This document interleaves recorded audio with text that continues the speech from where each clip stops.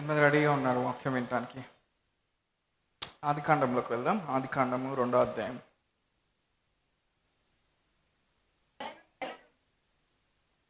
మరియు దేవుడైన యెహోవా చూపునకు రమ్యమైనది ఆహారములకు మంచిదినైన ప్రతి వృక్షమును ఆ తోట మధ్యను జీవ వృక్షము మంచి చెట్ల తెలివినిచ్చు వృక్షమును నేల నుండి మొలిపించాను. సో దేవుడు ఏదైనా వనంలో ప్రత్యేకంగా ఈ 2 వృక్షాలని పెట్టినట్టు మనం చూస్తా ఉన్నాం. ఒకటేంటి? ట్రీ ఆఫ్ లైఫ్, ఏంటది? జీవ వృక్షం. రెండవది ఏంటి? మంచి చెట్ల తెలివినిచ్చు వృక్షం. సో ఇప్పుడు ఆదాము అవ్వ ఏ చెట్టులోని ఫలాన్ని తిన్నారు?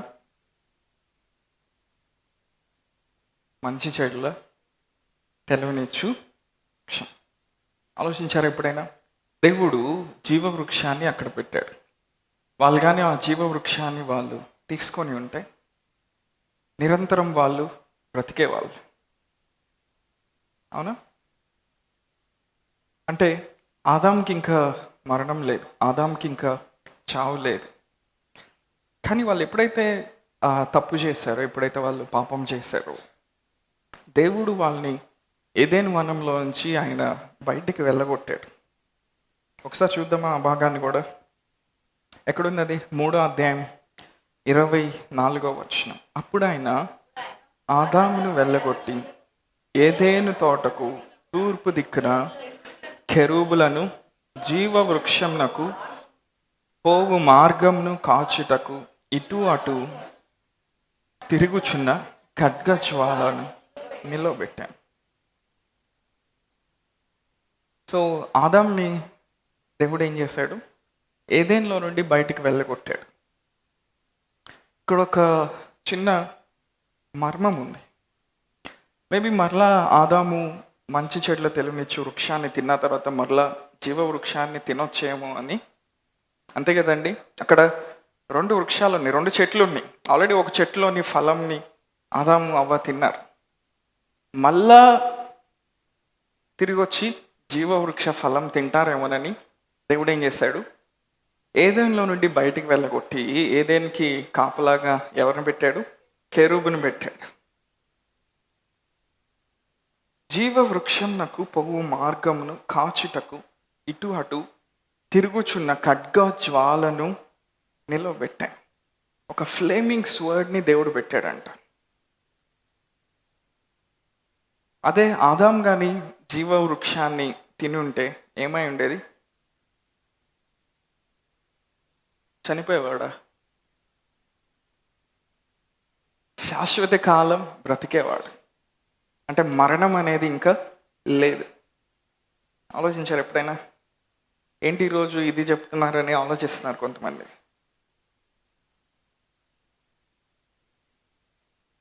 సో నా ప్రశ్న ఏంటంటే, మరలా జీవాన్ని తీసుకోవడానికి లేకపోతే జీవ వృక్షంలోని తీసుకోవడానికి దేవుడు ఏదో ఒక ప్రణాళిక కలిగి ఉన్నాడు. ఎందుకని? దేవుని యొక్క ఉద్దేశం ఏంటి? మనిషి బ్రతకాలని, ఆయన ఇచ్చే జీవంతో మనిషి జీవించాలని దేవుని యొక్క ప్రణాళిక అయింది. ఈవెన్ మనం ఇప్పుడు జీవిస్తున్న జీవితం కూడా మనము పరిస్థితుల వల్ల, శ్రమల వల్ల, శోధన వల్ల మనము చచ్చిపోతున్నట్టుగా బ్రతకాలని దేవుని యొక్క చిత్తం కాదు.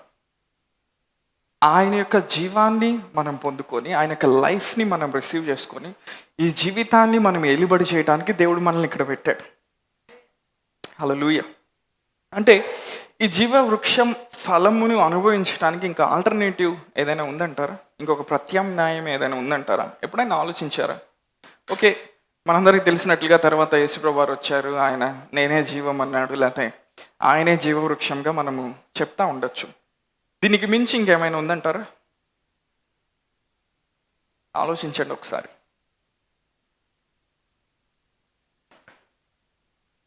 సరే, ఒకసారి సామెతల గ్రంథం 4వ అధ్యాయంలోకి వెళ్దాం. 15వ అధ్యాయంలోకి వెళ్దాం. Proverbs 15 and verse 4. సామెతల గ్రంథం 15వ అధ్యాయం 4వ వచనం.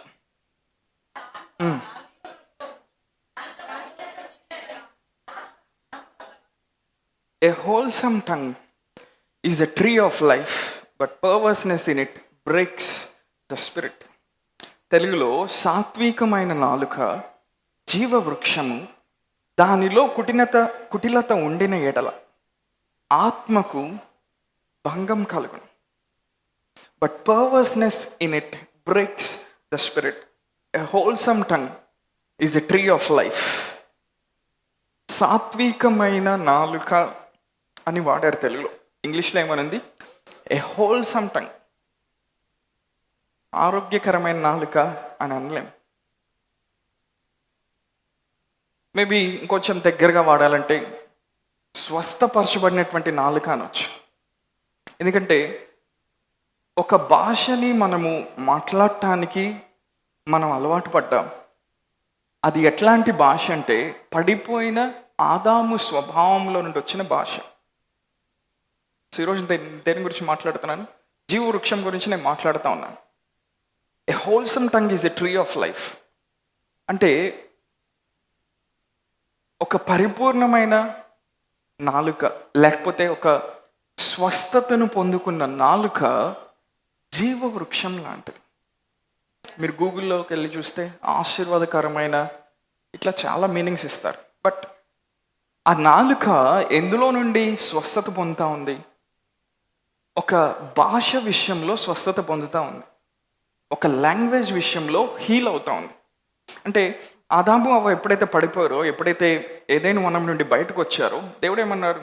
మీరు కష్టపడతారు, మీరు చెమటోడిస్తారు, మీకు సరిగ్గా ఫలం రాదని చెప్పారు.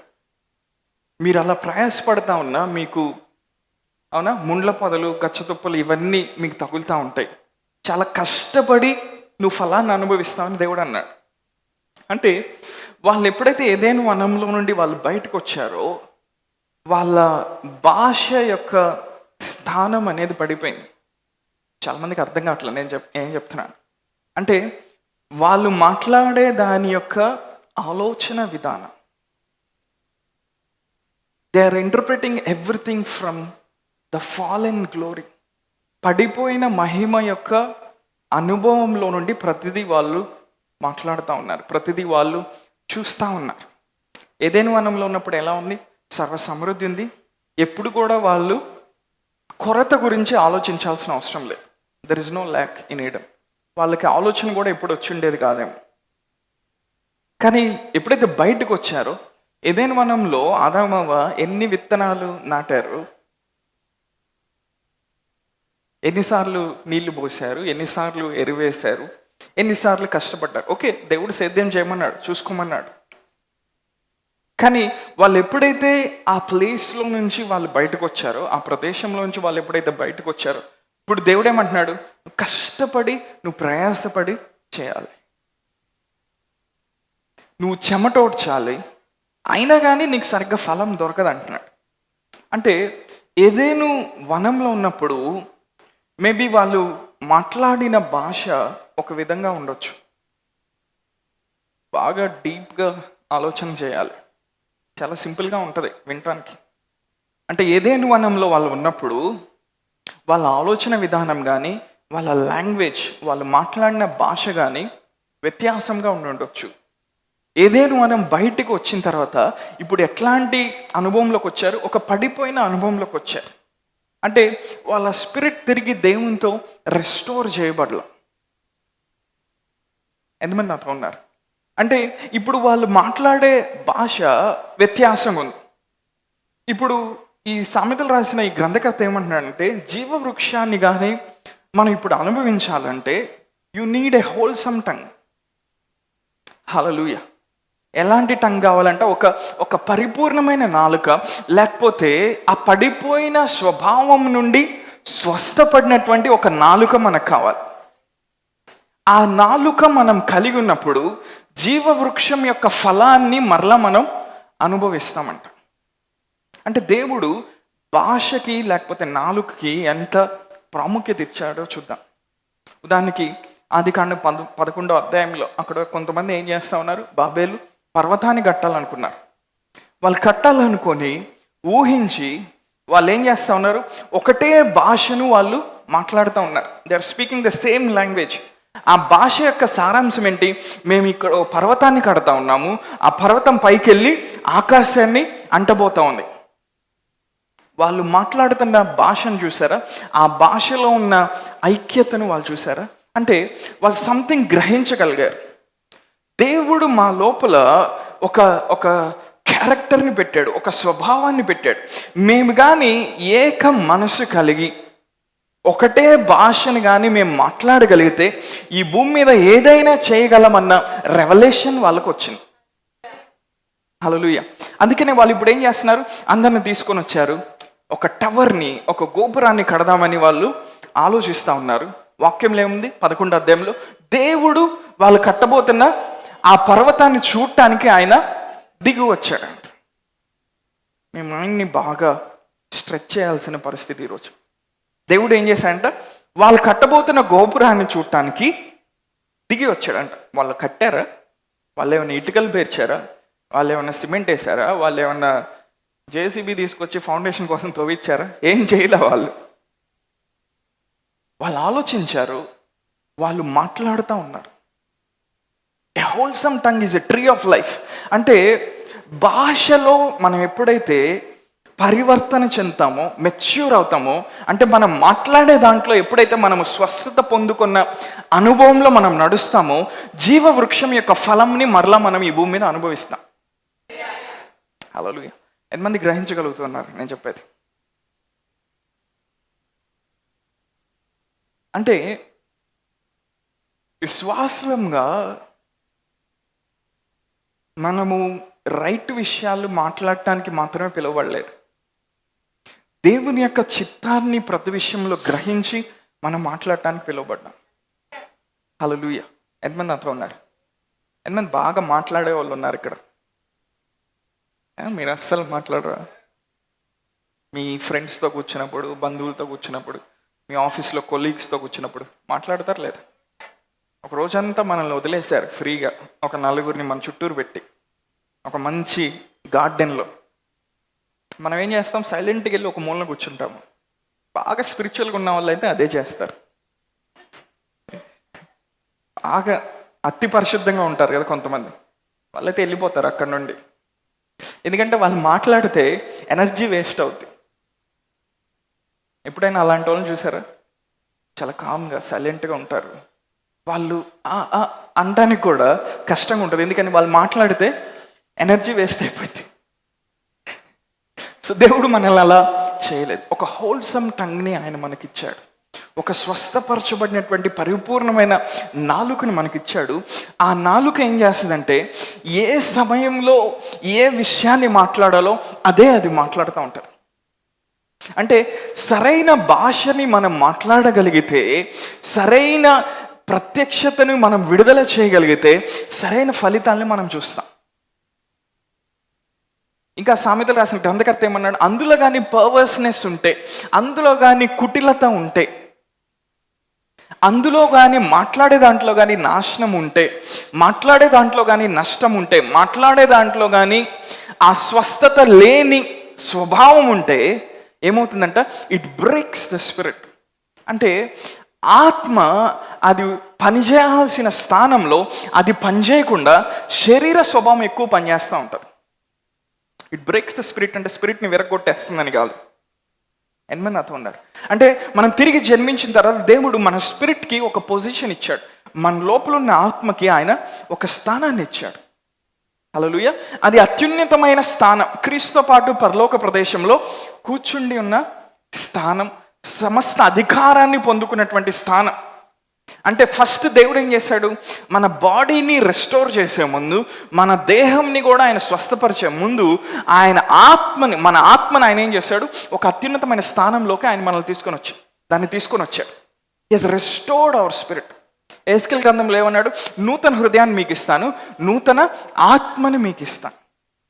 మనం తిరిగి జన్మించిన వారమని అంటా ఉన్నాం. అంటే అర్థం ఏంటి? నీళ్ళలో మునిగి బయటకు వచ్చామని కాదు, లేకపోతే మళ్ళా తల్లి గర్భంలోకి వెళ్ళి బయటకు వచ్చామని కాదు. మనం తిరిగి జన్మించిన వారంటే అర్థం ఏంటి? మనం ఎప్పుడైతే యేసుని అంగీకరించామో దేవుడు మన ఆత్మని ఆయన పునరుద్ధరించాడు. ఎందులోకి ఆయన పునరుద్ధరించాడు, ఎందులోకి ఆయన రెస్టోర్ చేశాడు? ఎక్కడైతే ఆదాము యొక్క ఆత్మ పడిపోయిందో, ఆ ఫాలిన్ నేచర్లోకి ఎక్కడైతే ఆదాము యొక్క స్పిరిట్ వచ్చేసిందో, అక్కడ నుండి దేవుడు పునరుద్ధరించి మనల్ని కడపటి ఆదామైన క్రీస్తు యొక్క స్వభావంలోకి ఆయన మనల్ని నాటాడు. హల్లెలూయా. ఇప్పుడు ఈ సామెతల్లో వాక్యం ఏం చెప్తా ఉంది? మనకు కానీ హోల్సమ్ టంగ్ ఉంటే, మనకు కానీ స్వస్థపరచబడిన నాలుక ఉంటే మనం ఏం చేస్తామంట? జీవవృక్షం యొక్క ఫలాన్ని మనము అనుభవిస్తామంట. ఆదికాండం 17వ అధ్యాయం 5వ వచనం అందరం చదుదాం. మరియు ఇక మీదట నీ పేరు అబ్రాహాము అనబడదు, నిన్ను అనేక జనములకు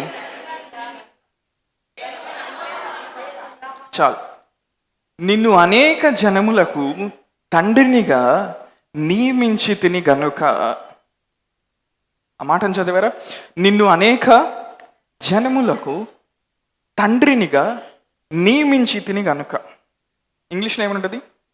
but thy name shall be Abraham, for a father of many nations have I made thee. కేజేవిలో neither shall thy name anymore be called Abram, but thy name shall be Abraham, for a father of many nations have I made thee. అనేక జనములకు నేను నిన్ను తండ్రిగా చేశానని దేవుడు చెప్తా ఉన్నాడు. ఈరోజు నేనేం మాట్లాడుతానంటే, దేవుని యొక్క భాష ఎలా ఉందో మనం పరిశీలన చేయాలి. దేవుడు ప్రతిసారి ఆయన మనుషులతో మాట్లాడినప్పుడు చాలా డిఫరెంట్గా ఉంటుంది, మనం అనుకునే విధంగా ఉంటుంది. ఆలోచించారా? అబ్రాహాము ఉన్నాడండి, అన్యుల్లో నుండి బయటకు వచ్చాడు, దేవుని తెలుసుకున్నాడు, సంతానం లేదు. ఇప్పుడు దేవుడు వచ్చి ఏమంటున్నాడు? అబ్రాహాము, ఏం చెప్తాను జాగ్రత్త వినండి, అబ్రాహాము నేను నీ గొడ్రాలితనాన్ని తీసేస్తున్నాను అన్నట్ల. అబ్రాహాము శారా యొక్క గొడ్రాలితనాన్ని తీసేస్తున్నాను, లేకపోతే నీ గొడ్రాలితనాన్ని తీసేస్తున్నానని దేవుడు అంట్ల. అబ్రాహాము నేను నీకు ఒక పిల్లవాడిని ఇస్తాను అని అనట్ల. అబ్రాహాము నువ్వు స్వస్థపడి మరలా మీ ఆవిడ గర్భం ధరించిద్ది అని అనట్ల. దేవుడు ఏమన్నాడు? అనేక జనములకు నేను నిన్ను తండ్రిగా చేయబోతున్నాను అని అనట్ల. ఆలోచించారా? I have made you a father of many nations. ఇంకా అబ్రహాము ఒక్క పిల్లోడిని కూడా కలిగి లేడు, ఒక్క కుమారుడు కూడా లేడు, ఒక్క కుమార్తె కూడా లేడు. దేవుడేమంటున్నాడు? అనేక జనములకు తండ్రిగా నేను నిన్ను చేయబోతున్నాను అన్నట్ల, నేను నిన్ను నియమించాను అంటున్నాడు. హల్లెలూయా. అంటే దాని అర్థం ఏంటి? ఆల్రెడీ నేను చేశాను అబ్రహాం. అంటే దేవుని యొక్క లాంగ్వేజ్ని పరిశీలన చేశారా? దేవుని యొక్క భాషను చూసారా? దేవుడు మనతో మాట్లాడేటప్పుడు కూడా అలానే మాట్లాడతాడు. నేను ఇలా చేశాను, నేను ఇలా పెట్టాను, నేను ఇలా ఆశ్రయించాను అంటాడు. అంతేగాని ఇలా ఆశ్రయించబోతున్నాను అన్నాడు. మనం ఇంటర్ప్రిట్ చేసుకున్నప్పుడు దేవుడు అలా చేయబోతున్నాడని అనుకుంటాం, కానీ దేవుని యొక్క భాషలో అది ఆల్రెడీ జరిగిపోయింది. ఎంతమందికి అర్థమైంది? ఒకసారి హల్లెలూయా చెప్పండి. అంటే దేవుడు మన స్థితిని చూసి ఆయన మాట్లాడడు, ఆయన ప్రణాళికను చూసి ఆయన మాట్లాడతాడు. మన అంతిమ గమ్యంలోకి దేవుడు వెళ్ళి అక్కడి నుండి చూసి దేవుడు మనతో మాట్లాడుతూ ఉంటాడు. హల్లెలూయా. అబ్రాహాముతో దేవుడు పిల్లల్ని ఇస్తాను, గొడ్రాలతనాన్ని తీసేస్తాను అన్నట్ల, నేను నిన్ను అనేక జనములకు తండ్రిగా చేశాను అంటున్నాడు. ఎంతమందికి అర్థమవుతా ఉంది?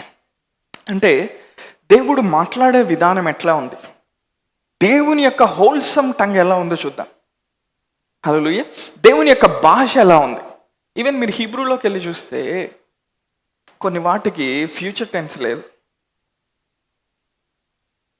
ఈవెన్ కొన్ని భాషలు, హీబ్రూ, అరామిక్, వాళ్ళు ఎండింగ్ నుండి స్టార్టింగ్కి రాస్తూ ఉంటారు. మనం ఇట్లా రాసి ఎండింగ్కి వెళ్తాం, అంటే ఇక్కడ ప్రారంభించి చివరికి వెళ్తాం ఇక్కడ ముగించడానికి. వాళ్ళు అట్లా రాయరు, వాళ్ళు ముగించి ప్రారంభిస్తారు.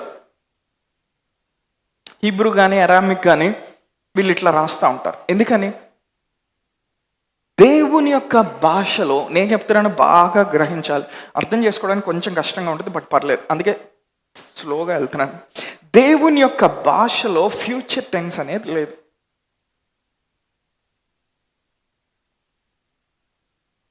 దేవుని యొక్క భాషలో ఏం లేదు? ఫ్యూచర్ టెన్స్ లేదు. దేవుడు ఒక వ్యక్తిని చూసినప్పుడు ఆయన ఏం చూస్తూ ఉన్నాడు? జరిగిపోయిన సమస్తాన్ని చూస్తున్నాడు.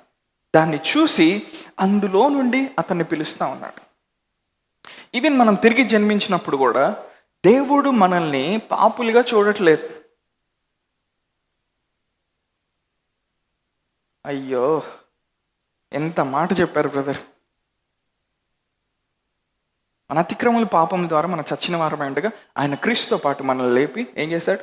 క్రీస్తుతో పాటు పరలోక ప్రదేశంలో ఆయన మనల్ని కూర్చోబెట్టాడు. పరలోక ప్రదేశంలో ఆయన మనల్ని కూర్చోబెట్టి పాపులుగా ఆయన చూడట్ల. అంటే మీరు చిన్నప్పటి నుంచి నేర్చుకున్న వాటిని కొన్ని లైట్గా వాటికి కొంచెం ఫైర్ అంటిస్తున్నా. ఓకే, చిన్నగా ఒక్కొక్క మెట్టు ఒక్కొక్క రాయిని బయటకు లాగుతా ఉన్నా.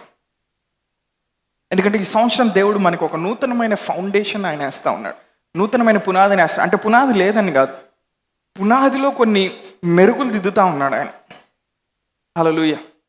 ఎందుకంటే అవి మాత్రమే ఒక నూతనమైన ఆలోచన విధానాన్ని, నూతనమైన సిస్టమ్ని మన లోపల బిల్డ్ చేస్తాయి, దేవుడు చేయబోయే వాటిని మనము అనుభవించడానికి. హల్లెలూయా. నేనేం చెప్తా ఉన్నాను? సరే, వ్యభిచారంలో పట్టబడిన స్త్రీ యేసుప్రభు వారి దగ్గరకు వచ్చింది. యేసుప్రభు వారు ఆమెను చూసి ఏమంటున్నాడు? అమ్మో, పెద్ద వ్యభిచారి అమ్మో అని ఆయన అన్నట్ల. ఆయన ఏమంటున్నాడు? ఎవరు నీ మీద రాయలేదా? నేను కూడా వేయట్లేదు, ఇక వెళ్ళి పాపం చేయకంటున్నాడు. అంతో ఏం మాట్లాడుతున్నాడు యేసుప్రభు వారు? యూదులందరూ దేనికోసం చూస్తూ ఉన్నారు? ఈయన కూడా ఈమెని వ్యభిచారిగా నిర్ధారించి ఆయన చేత్తో ఆయన రాళ్ళేస్తాడేమో అని చూస్తున్నాడు. ఆలోచించారు? యేసుప్రభు వారు తండ్రి అయిన దేవుడు ఆమె పట్ల ఏ ప్రణాళిక కలిగి ఉన్నాడో అది చూస్తున్నాడు. ఆమె అంతిమ గమ్యం, ఆమె ఫైనల్ డెస్టినీ ఏమైందో అది చూస్తున్నాడు. అది చూసి ఏమంటున్నాడు? ఇంకెళ్ళి పాపం చేయమాక అంటున్నాడు. అంతే, క్లోజ్. ఆలోచించారు ఎప్పుడైనా? యేసుప్రభు వారి ప్లేస్లో కానీ మనం ఉంటే ఏం చేస్తుండే వాళ్ళం? మనకే ఇచ్చారు తీర్పు తీర్చమని, మనం అందులో అసలుకే పిహెచ్డీలు డాక్టరేట్లు అయిపోయి ఉంటాయి. అందులో ఎంత నాతో ఉన్నారు? ఇప్పుడు యేసుప్రభు వారు ఆమె స్థితిని చూసి ఆయన మాట్లాడట్లా, ఆమె గమ్యాన్ని చూసి ఆయన మాట్లాడుతున్నాడు. ఇది మీ లోపలికి రావాలి. ఫస్ట్ టైం వింటున్నారు కాబట్టి జీర్ణించుకోవడానికి కొంచెం కష్టంగా ఉంటుంది, బట్ మీ ఆత్మని మీరు తెరవగలిగితే మీ లోపలికి వెళ్తుంది. ఎంతమంది నాతో ఉన్నారు? దేవుడు అబ్రాహాం చూసి, అబ్రాహాము, ఒకరోజు నిన్ను జనములకు తండ్రిగా నేను చేస్తాను అనట్లేదు. ఈరోజు నేను చెప్పేది ఇదొక్కటే మీ లోపలికి వెళ్ళాలి, ఇంకెక్కువ నేనేం చెప్పట్లే. దేవుడు అబ్రాహాంతో ఒకరోజు అబ్రాహాం నా ఇష్ట ప్రకారంగా నేను అలా చేయబోతున్నాను అని అనట్ల. దేవుడు అబ్రాహాం యొక్క స్థితిని చూసి దేవుడు ఏమంటున్నాడు? నేను నిన్ను జనములకు తండ్రిగా నియమించాను. I have made thee, I'm not going to make you. నేను నిన్ను అలా చేయబోటం లేదు, నేను నిన్ను ఆల్రెడీ అలా చేసేసాను. దేవుని యొక్క ఆ భాష ఎలా ఉందో చూడండి, దేవుడు మాట్లాడే విధానం ఎలా ఉందో చూడండి. సరే, మన జీవితాల దగ్గర మనం వస్తే, మన జీవితాన్ని ప్రారంభించాం, దేవుని తెలుసుకున్నాం, ఆయన రాజ్యంలోకి వచ్చాం. ఒక్కొక్కటి మన జీవితంలో జరగకుండా మనం ముందుకు వెళ్తూ ఉంటాం. అవునా? ఇక్కడ స్టార్ట్ చేసామండి మన ప్రయాణం. ఇక్కడ స్టార్ట్ చేసాం, పాయింట్ ఏలో స్టార్ట్ చేసాం మన ఆత్మీయ ప్రయాణం. వెళ్తూ ఉంటాం సంవత్సరాలు గటించే కొంది. అవునా? ఇది పాయింట్ డీనో పాయింట్ ఈనో అనుకుందాం. ఇది మన ఎండింగ్ అనుకుందాం, మన ఆత్మీయ జీవితానికి ఎండింగ్ అనుకుందాం. సో అక్కడి నుంచి మనం ఏం చేస్తూ ఉంటాం? ఒక్కొక్క అడుగు వేసుకుంటా వస్తూ ఉంటాం. మనకి ఇక్కడ ఏముందో మనకి తెలియదు. ఈరోజు మనకి మన అంతిమ గమ్యం ఏమైందో మనకి తెలియదు. కోర్స్ పరలోకం వెళ్తాం, దాని గురించి నేను మాట్లాడలేదు. దేవుడు మనల్ని ఎక్కడి దాకా పిలిచాడు, ఎక్కడి దాకా ఆశ్రయించబోతా ఉన్నాడు, ఎక్కడి దాకా ఆత్మీయంగా కట్టబోతున్నాడు అనేది మనకి సంపూర్ణంగా ఇప్పుడే తెలియదు. అవునా? దేవుడు అబ్రాహాంని పిలిచినప్పుడు అబ్రాహాం ఇక్కడ ఉన్నాడు. అబ్రాహాము స్టార్టింగ్ పాయింట్లో ఉన్నాడు, ప్రారంభ దశలో ఉన్నాడు. అబ్రాహాంకి ఎవరు లేరు? పిల్లలు లేరు. అవునా? కానీ దేవుడు అక్కడుండి అబ్రామును చూస్తా ఉన్నప్పుడు అబ్రాము దేవునికి ఎలా కనపడుతున్నాడంటే జనములకు తండ్రిగా కనపడుతున్నాడు. హల్లెలూయా. అంటే దేవుడు తన స్థితిని చూసి అబ్రాముతో మాట్లాడట్ల. దేవుడు ఆయన గ్రంథంలో అబ్రాము గురించి ఏమి రాయబడిందో, ఆయన ఎదుట అబ్రాము ఏమై ఉన్నాడో దాన్ని ఆయన మాట్లాడుతూ ఉన్నాడు. దాన్ని ఆయన మాట్లాడి అబ్రాముని అక్కడి నుంచి పిలుస్తా ఉన్నాడు. అబ్రాము, నీకు పిల్లలు ఇవ్వటం మాత్రమే కాదు, నేనేం చేస్తున్నాను, there is a final destiny for you. నీ అంతిమ గమ్యం ఒకటి ఉంది. అదేంటంటే నేను నిన్ను జనములకు తండ్రిగా చేశాను. హల్లెలూయా. ఇంకా లోపలికి వెళ్ళి మాట్లాడదాం ఈరోజు కొన్ని నిమిషాలు. దేవుడు మనల్ని ఆశీర్వదించాలని ప్రయత్నం చేయట్లా, మనము ఆశీర్వాదాన్ని చూడటానికి ప్రయత్నం చేస్తున్నాం. ఎంతమంది నాతో ఏకీభవిస్తారు? God is not going to bless you or he is not trying to bless you. ఎందుకని? ఆయన నీ జీవితంలో ఉన్న అంతిమ గమ్యాన్ని ఆయన చూశాడు. చూసి నేను నిన్ను ఆల్రెడీ బ్లెస్ చేశాను కదా అంటున్నాడు. మనకది ఎట్లా అర్థమవుతుంది? ఓకే, దేవుడు వెళ్ళే కొంది కొంచెం కొంచెంగా బ్లెస్ చేస్తాడు అని అనుకుంటున్నాం. లేదు, దేవుడు ఆల్రెడీ కంప్లీట్గా సంపూర్ణంగా మనల్ని ఆశీర్వదించాడు. ఇక్కడ నుండి దేవుడు అక్కడున్న మన స్థితిని చూసి ఆయన ఏమంటున్నాడంటే ఆశీర్వదించబడిన వాడా అంటున్నాడు. హల్లెలూయా.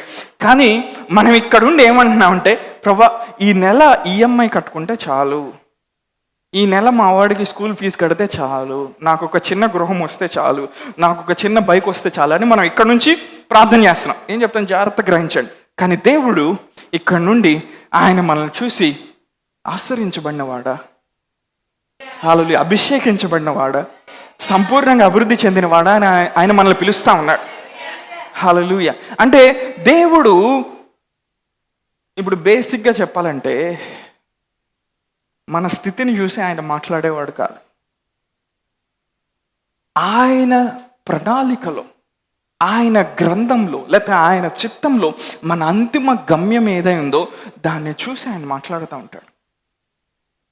హల్లెలూయా. ఎంతమంది నాతో ఉన్నారు?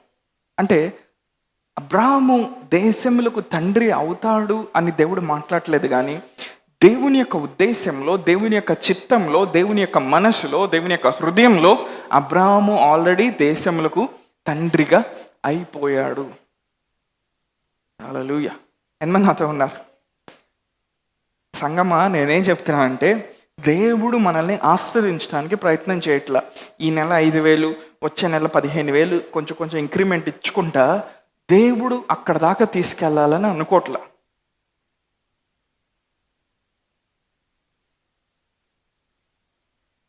దేవుని దృష్టిలో ఇక్కడ నువ్వేమై ఉన్నావో ఆల్రెడీ అది ఆయనకి తెలుసు. ఇక్కడ నుండి నిన్ను అక్కడికి పిలుస్తున్నాడు ఆయన. ఏమని పిలుస్తున్నాడు?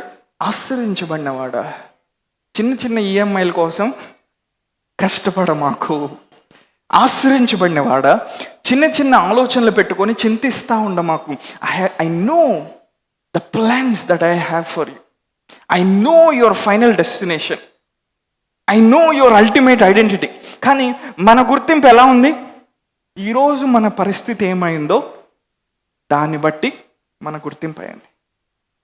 ఇప్పుడు మనం మార్పు చెందాలంటే మనం అక్కడి నుండి ఇక్కడికి రావాలి. ఇక్కడికి వచ్చి దేవుని యొక్క కళ్ళజోడు పెట్టుకొని మన పరిస్థితిని చూడటం మొదలు పెట్టాలి. హల్లెలూయా.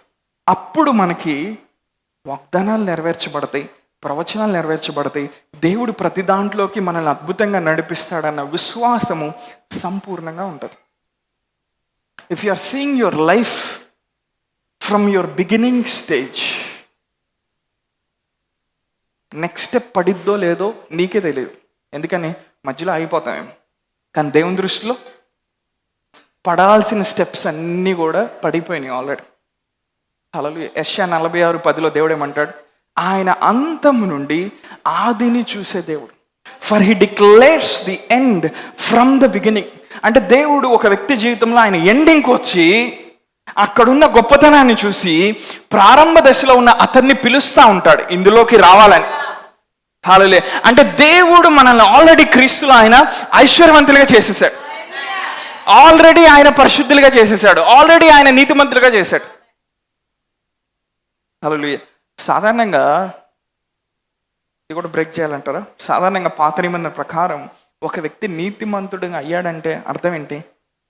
అతని తప్పులు క్షమించబడినవి, గొర్రెనో మేకనో దేన్నో బలిగా ఇచ్చాడు, దేవుని సన్నిధిలో అర్పణ తీసుకెళ్ళాడు, యాజకుడు దాని మీద చేతులు పెట్టి ఆశ్రయించి మొత్తానికి ఏదో ఒకటి చేశాడు, పరిశుద్ధుడయ్యాడు.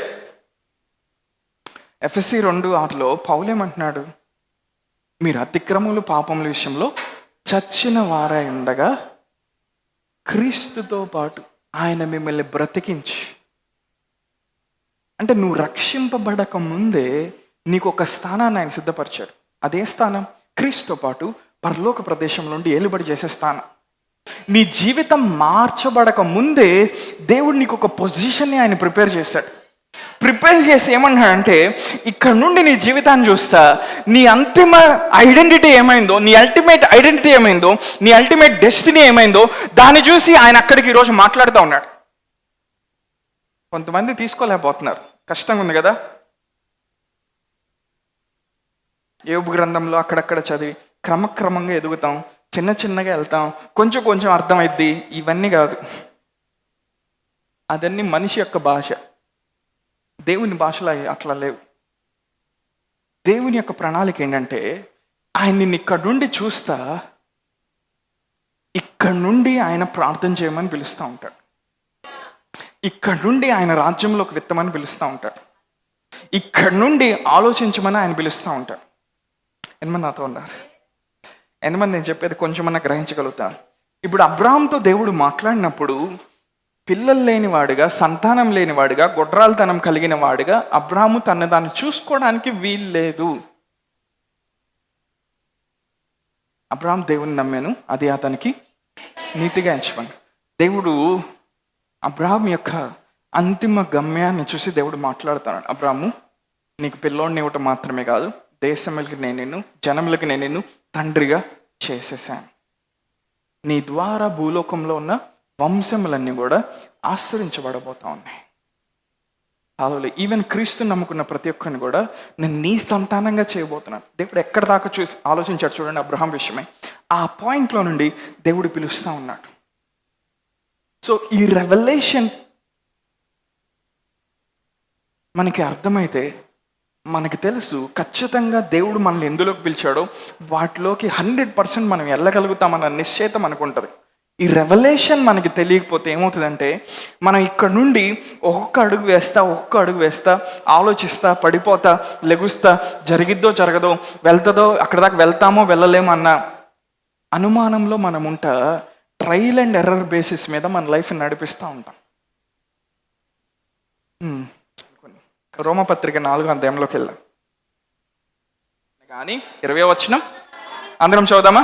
అవిశ్వాసం వల్ల దేవుని వాగ్దానం గురించి సందేహింపక దేవుని మహింపరిచి ఆయన వాగ్దానం చేసిన దానిని నెరవేర్చుటకు సమర్థుడని రూఢిగా విశ్వసించి విశ్వాసం వల్ల బలం నొందెను, అందుచేత అది అతనికి నీతిగా ఎంచబడెను. తాను విశ్వసించిన దేవుని ఎదుట, అనగా మృతులను సజీవులనుగా చేయవాడు, లేని వాటిని ఉన్నట్టుగానే పిలిచివాడినైనా దేవుని ఎదుట. పౌలు రోమీలకు రాస్తా అబ్రహాం యొక్క కాంటెక్స్ట్ వచ్చేసరికి దేవుని గురించి ఒక ఇంట్రడక్షన్ ఇస్తున్నాడు, దేవుని గురించి ఒక పరిచయాన్ని చేస్తూ ఉన్నాడు. ఏమంటున్నాడు? రోమీలతో ఏమంటున్నాడు పౌలు? చదివారా? మృతులను సజీవులుగా చేయవాడు, లేని వాటిని ఉన్నట్టుగానే పిలుచువాడినైనా దేవుని ఎదుట. The dealings of God, the language of God, the divine interpretations of God ఎలా ఉన్నాయో చూడండి. అంటే దేవుడంట మృతులని సజీవులుగా చేయవాడంట, లేని వాటిని ఉన్నట్టుగా చేయవాడు. ఇప్పుడు అబ్రహాంకి సంతానం లేదు, దేవుని ఎదుట అబ్రహాము జీవితం ఎలా ఉంటా ఉంది, శారా జీవితం ఎలా ఉంటుంది? ఆల్రెడీ సంతానము ఉన్నట్టుగానే ఉంటా ఉంది.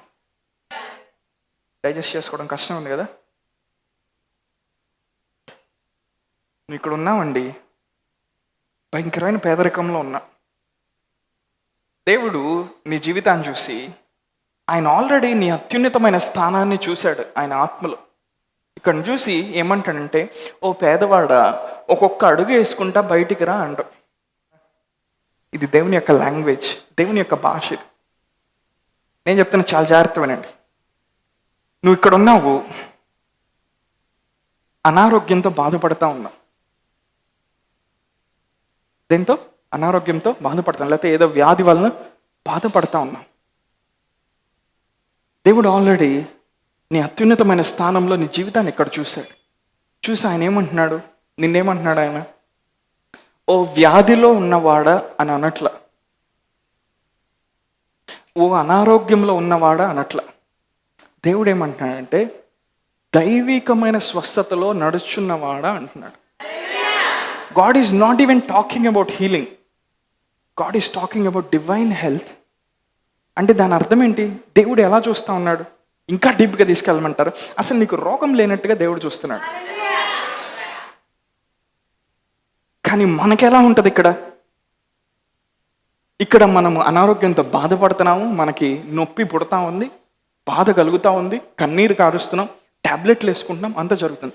దేవుడు అక్కడుండి ఏం పిలుస్తున్నాడు మనల్ని? నా కుమారుడా, దైవికమైన ఆరోగ్యంలో నడుస్తున్నవాడా అంటాడు. హల్లెలూయా. నువ్వు ఇక్కడ నుండి కానీ ఆయన మాట్లాడుతున్న స్వరాన్ని నువ్వు గ్రహించగలిగితే, ఆ రెవల్యూషన్ నీకు వచ్చిన రోజున నీకెవరు ప్రార్థన చేయాల్సిన అవసరం లేదు, ఏ మెడిసిన్ వేసుకోవాల్సిన అవసరం లేదు. ఒకరోజు లేచిన వెంటనే నువ్వు చూసు, అరే ఆల్రెడీ స్వస్థపడిపోయాను. ఎందుకని? You have heard the language of God.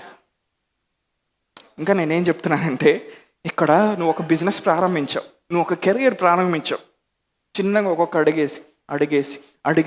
అడిగేసి ముందుకెళ్తాం. దేవుడికి ఆల్రెడీ ఇక్కడేముందో తెలుసు ఆయన నీ జీవితం గురించి.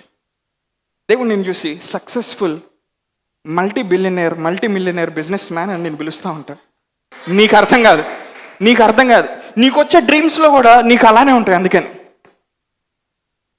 దేవుడు నీకు అంతా ఇచ్చేసినట్టు, దేవుడు నీకు సమస్తం అనుగ్రహించినట్టు, నువ్వు చేయాల్సిందంతా ఆల్రెడీ జరిగిపోయినట్టు దేవుడు నీకు చూపిస్తూ ఉంటాడు. నేను చెప్తాను, జాగ్రత్త వినండి. మనము ఈరోజు ఇక్కడ ఉన్నాం. మనం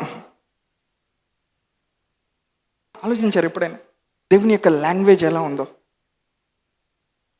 అందుకనే ఆయన చాలా అద్భుతమైన దేవుడు. మనుషులైతే మనల్ని ఎలా చూస్తారు? మన స్థితిని బట్టి చూస్తారు, మన బలహీనతను బట్టి చూస్తారు.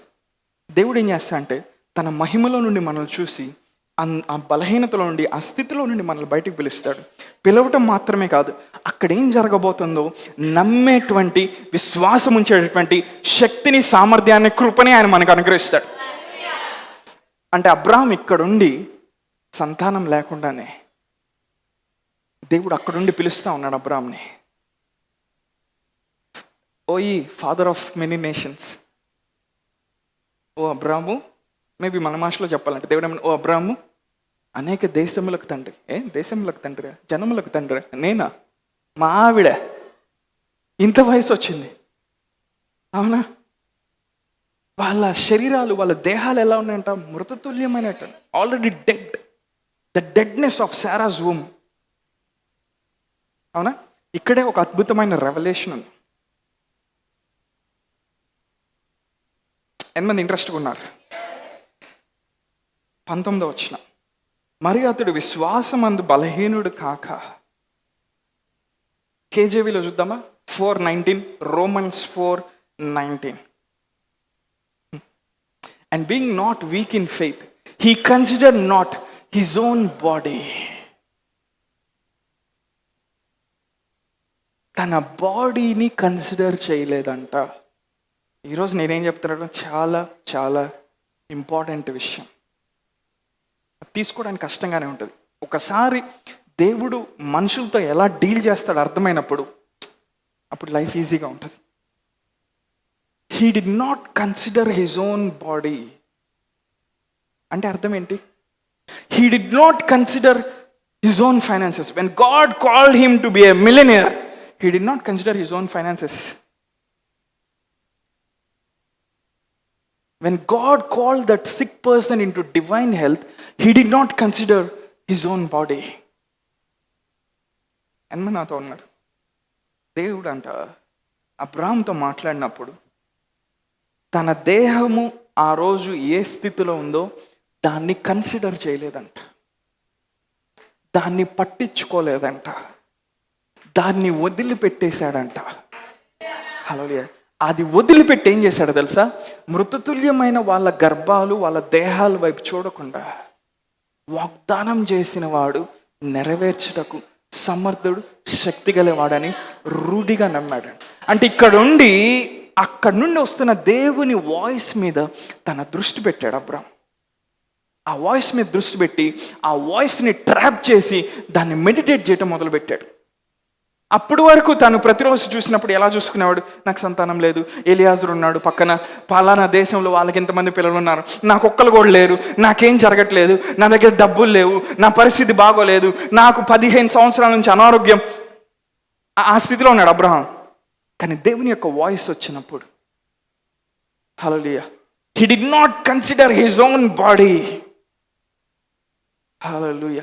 తన దేహాన్ని తను లక్ష్య పెట్టల, తన పరిస్థితిని తను లక్ష్య పెట్టకుండా ఆ వాయిస్ ఏం చెప్పిందో, ఆ మాట దేవుడు ఏదైతే విడుదల చేశాడో దాన్ని ట్రాప్ చేసి తన స్పిరిట్లో ప్రతిరోజు ఆ మాటలో నుండి తను చూసుకోవడం మొదలుపెట్టాడు. మేబీ 2 రోజులు ఆగి పొద్దున్నే నిద్ర లేచిన తర్వాత అబ్రాహాం అనిపించుంటుంది, నాకా సంతానం? శారా కనిపించుంటుంది, నా గర్భం ఆల్రెడీ మృతతుల్యం అయిపోయింది, దేవుడు నాకు సంతానం ఇస్తాడు అని ఆమె కూడా ఫస్ట్లో అనుకొని ఉంటుంది. కానీ సమయం గడించే కొలది దేవుడు ఏం మాట్లాడాడో దాన్ని పట్టుకోవటం వాళ్ళు మొదలుపెట్టారు. వాళ్ళ దేహాన్ని వాళ్ళు లక్ష్య పెట్టలేదు, వాళ్ళ బాడీని వాళ్ళు కన్సిడర్ చేయలేదు. ఈరోజు దేవుడు ఏమంటున్నాడు మనతో, నేను మీకు ఇచ్చిన దర్శనంలోకి మీరు వెళ్ళాలంటే మీ ఫైనాన్సెస్ని మీరు కన్సిడర్ చేయకూడదు, మీ హెల్త్ని మీరు కన్సిడర్ చేయకూడదు, మీకు ఇప్పుడున్న స్థితిగతుల్ని మీరు కన్సిడర్ చేయకుండా నేనేం మాట్లాడాను, నేనేం చెప్పాను, నేను మిమ్మల్ని ఎందులోకి పిలుస్తా ఉన్నాను. హల్లెలూయా. అనారోగ్యం ఉన్నప్పుడు మనకుండే సమస్య ఏంటో తెలుసా? మన నోరు తెరిచి ప్రతి ఒక్కరు చెప్పాలనుకుంటున్నాం, నిజమే మనకు బాధ ఉంది చెప్పాలనుకుంటాం. కానీ దేవుడు మనల్ని ఎలా చూస్తున్నాడు ఆలోచించారు ఎప్పుడైనా? దేవుడు మనల్ని ఎలా చూస్తున్నాడు? 1 పేతురు పత్రిక 2వ అధ్యాయంలో ఉంది, ఆయన పొందిన గాయముల వల్ల మీరు స్వస్థత నొందితిరి. ఇంకొక అద్భుతమైన రెవల్యూషన్ చెప్పమంటారా? మనకి అనారోగ్యం రాకముందే మనం స్వస్థపడ్డాం అంటున్నాడు దేవుడు. ఇది దేవుని భాష, ఇది నా భాష కాదు, దేవుని భాష. దేవుడు ఏం మాట్లాడుతున్నాడు? నీకు అనారోగ్యం రాకముందే నేను పొందిన గాయముల వల్ల, దెబ్బల వల్ల నువ్వు స్వస్థత పొంది ఉన్నావు. ఇప్పుడు దేవుడు నీతో మాట్లాడేటప్పుడు ఎక్కడి నుంచి మాట్లాడతాడు? ఇక్కడి నుంచి మాట్లాడుతూ ఉంటాడు. యు ఆర్ ఆల్రెడీ హీల్డ్ అంటూ ఉంటాడు. నువ్వేమంటా ఉంటావు? నీ బాడీని చూసి ఐఎమ్ నాట్ హీల్డ్ అంటూ ఉంటావు. ఈ రెండింటి మధ్య పోరాటం జరుగుతూ ఉంటుంది, క్లాష్ వస్తూ ఉంటుంది. దేవుడు ఏమంటున్నాడు? నువ్వు ఆల్రెడీ స్వస్థత పొందామంటున్నాడు. నువ్వేమంటున్నావు? నాకు ఆల్రెడీ గడ్డొచ్చింది బాడీలో, ఆల్రెడీ మన గుంటూరులో, విజయవాడలో పెద్ద పెద్ద స్పెషలిస్ట్ దగ్గరికి వెళ్ళాను, ఆల్రెడీ కడుపులో మంట వస్తుంది, ఆల్రెడీ కళ్ళు తిరుగుతున్నాయి, ఆల్రెడీ నరాలు చిట్లినట్టు అనిపిస్తుంది, ఆల్రెడీ వాంతులు అవుతున్నాయి, ఆల్రెడీ విరోచనాలు అవుతున్నాయి, ఆల్రెడీ నాన్ సెన్స్ అంతా జరిగిపోతుంది. కానీ దేవుడు ఏంది అట్లా మాట్లాడుతున్నాడు? నేను స్వస్థపడలేదు నో అంటావు నువ్వు. కానీ దేవుడు ఏమంటున్నాడు? నువ్వు అంత చెప్పినా కూడా దేవుడు ఏమంటున్నాడు తెలుసా? నీకు అనారోగ్యం రాకముందే, హల్లెలూయా, నేను ఆల్రెడీ నిన్ను స్వస్థపరిచాను. హల్లెలూయా. ఇప్పుడు దేవుని లాంగ్వేజ్ మనం పట్టుకొని, దేవుని ఎలా మాట్లాడుతున్నాడో దాన్ని పట్టుకొని మనం మాట్లాడటం మొదలు పెట్టామనుకోండి, మనం ఆలోచించడం మొదలు పెట్టామనుకోండి, మన లైఫ్ ఎంత అద్భుతంగా ఉండబోతా ఉంది. అబ్రహాంకి చివరికి దేవుడు సంతానం ఇచ్చాడు లేదా? ఇచ్చాడు. సమస్తంతో దేవుడు ఆశ్రయించాడు లేదా? అవునా? క్రీస్తుని అంగీకరించిన ప్రతి ఒక్కరు కూడా అబ్రహాం సంతానంగా పిలువబడుతున్నారు లేదా? అంటే దేవుడు అన్ని నెరవేర్చాడా? నెరవేర్చాడు. అంటే దేవుడు తన పనిని జరిగిస్తాడా? మన జీవితంలో జరిగిస్తాడు. కానీ ఒక్క విషయం చేయాలి, he did not consider his own body. పిల్లలు వేసుకుంటున్నాం, సైడ్ ఎఫెక్ట్స్ వస్తూ ఉన్నాయి, అన్నీ రియాక్షన్స్ అన్నీ కనపడతా ఉన్నాయి. నువ్వు అబ్రహాంలాగా చెప్పగలవా? నా బాడీని నేను కన్సిడర్ చేయట్లేదు, కానీ దేవుడు ఏం చెప్పాడో, దేవుడు ఏం మాట్లాడాడో దాన్ని నేను కన్సిడర్ చేస్తున్నాను. ఈరోజు నన్ను ఆర్థిక పరిస్థితుల్ని కన్సిడర్ చేయట్లేదు, కానీ దేవుడు నన్ను ఎందులోకి పిలిచాడో దాన్ని నేను చూసి నేను వెళ్తున్నాను. హల్లెలూయా. అది నువ్వు చూసి, అది నువ్వు ధ్యానించి, అది నువ్వు పట్టుకొని అందులోకి వెళ్ళే కొంది నీ స్థితిని నువ్వు చూడకుండానే అది మార్పు చెందుతూ ఉంటుంది.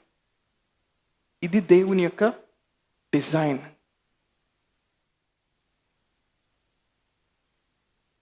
దేవుడు ఇక్కడ ఉండి ఆయన మాట్లాడుతూ ఉన్నాడు. ఏమని?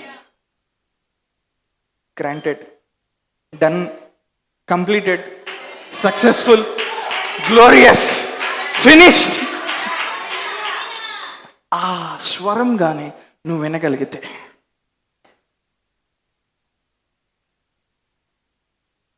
ఇక్కడున్న పరిస్థితి మారటం నువ్వు చూస్తావు.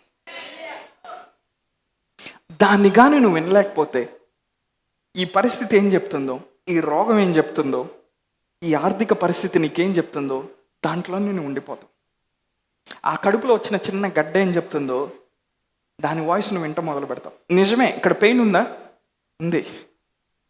25 సంవత్సరాల నుంచి అబ్రాహం వెయిట్ చేస్తున్నాడండి. లోపల బాధ ఉందా లేదా? అబ్రాహం బాధ ఉందా లేదా? కానీ పౌలు రోమీలకు రాస్తే ఏమంటున్నాడు? He did not consider his own body but he was strengthened in faith, giving glory to God. దేవుడు ఏదో చేస్తే చేస్తాడులే అని అబ్రాహం అనట్లా. ఆయన చేశాడని నమ్మి దేవునికి మహిమ చెల్లించటం వలన విశ్వాసంలో అబ్రాహాము బలమును పొందాడు. హల్లెలూయా.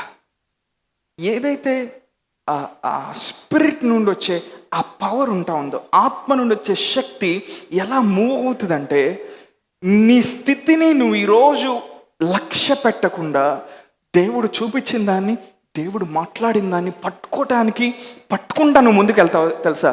అప్పుడు ఏమవుతుందంటే ఈ ఫ్లెష్ మీద ఆయన స్పిరిట్ యొక్క పవర్ వచ్చి ఓవర్ షాడో చేస్తుంది. అంటే మన స్థితిని కన్సిడర్ చేయకుండా మనం ఖాళీగా ఉండం. మనం స్థితిని కన్సిడర్ చేయనప్పుడు దేవుడు తన హోలీ స్పిరిట్ ద్వారా ఆ ప్రామిస్లోకి నడవటానికి మనల్ని ఆయన ఎంపవర్ చేస్తాడు. హల్లెలూయా. ఎంతమంది మీ ఫ్లెష్ మీద దేవుని యొక్క శక్తిని చూడాలనుకుంటున్నారు? మీ శరీరం మీద దేవుని యొక్క శక్తిని చూడాలి. దేవుని యొక్క శక్తి మీ దేహం మీదకి, మీ శరీరంకి వచ్చే కొంది మీరు హీల్ అవ్వటమే కాదు, ఈవెన్ మీ ఫైనాన్సెస్ అయినా, మీ రిలేషన్షిప్ అయినా, మీ కనెక్షన్స్ అయినా, మీ ఫేవర్ అయినా, మీ ఇన్ఫ్లుయెన్స్ అయినా, మీ మెట్రాన్ అయినా, మీ స్పీర్ ఆఫ్ గ్లోరీ అయినా అన్నీ కూడా ఇంక్రీజ్ అవుతానే ఉంటాయి. హల్లెలూయా. ఈరోజు దేవుడు ఒక స్థితిలో ఆయన మనల్ని పిలుస్తూ ఉన్నాడు. మనం ఎంత చిన్నగా ఉన్నామో, మన దగ్గర ఎంత తక్కువ నిధులు ఉన్నాయో, మనకేం జరగట్లేదు, మనం ఏ అనారోగ్యంలో గుండా వెళ్తా ఉన్నామో, ఎలాంటి భయంకరమైన ఆర్థిక పరిస్థితుల్లో గుండా వెళ్తా ఉన్నాం, దాన్ని నువ్వు కన్సిడర్ చేయటం ఆపేస్తే, ఇది చాలామందికి లోపలికి వెళ్ళదు, బట్ ఒకళ్ళిద్దరికి వెళ్ళినా చాలు. కనీసం ఒక్క పర్సన్కి ఈరోజు నేను చెప్పింది లోపలికి వెళ్ళినా చాలు. రేపు మార్నింగ్ నుండి రిజల్ట్స్ చుట్టం మొదలు పెడతారు. అలా ఒక్క పర్సన్, ఇక్కడున్న ఇంతమందిలో ఒక్క పర్సన్కి నేను చెప్పింది లోపలికి వెళ్తే చాలు. హల్లెలూయా. తన బాడీని తను కన్సిడర్ చేయకుండా, ఇంకా డీప్కి వెళ్ళి చెప్పమంటారా? దేవుడు అబ్రాహాము శారా ఎప్పుడైతే వాళ్ళ మృతతుల్యమైన గర్భాన్ని, వాళ్ళ స్థితిని కన్సిడర్ చేయకుండా దేవుని మాట కోసం వాళ్ళు వెళ్ళారో, నమ్మటం మొదలుపెట్టారో, దేవుని మాట వచ్చి ఆత్మశక్తితో నూతనమైన గర్భాన్ని, నూతనమైన దేహాన్ని వాళ్ళకి ధరింపజేసింది. 1 కొరింథీ 15లో రకరకాల మహిమలు ఉంటాయి. There is the glory of the sun, glory of the moon, glory of the stars. సూర్యుని యొక్క మహిమ, చంద్రుని యొక్క మహిమ, నక్షత్రాల యొక్క మహిమ, సెలెస్టియల్ ఒక మహిమ, టెరెస్ట్రియల్ ఒక మహిమ ఉంటుంది. కానీ వర్డ్ ఎప్పుడైతే రిలీజ్ అయినప్పుడు, రేమా వాక్ ఎప్పుడైతే రిలీజ్ అవుతుందో, దాన్ని పట్టుకుంటే ఒక హైయెస్ట్ లెవెల్ ఆఫ్ పవర్, ఒక ఎపికైజో అంటారు గ్రీక్లో, overshadowing power of the Holy Spirit మన మీదకి వచ్చి ఆ వాగ్దానాన్ని నెరవేర్పులో చూసేటట్టు మనకి సహాయం చేస్తారు. హల్లెలూయా. ఎంతమంది వాక్యాన్ని తీసుకున్నారు ఈరోజు? జస్ట్ లేచి నిలబడదామా?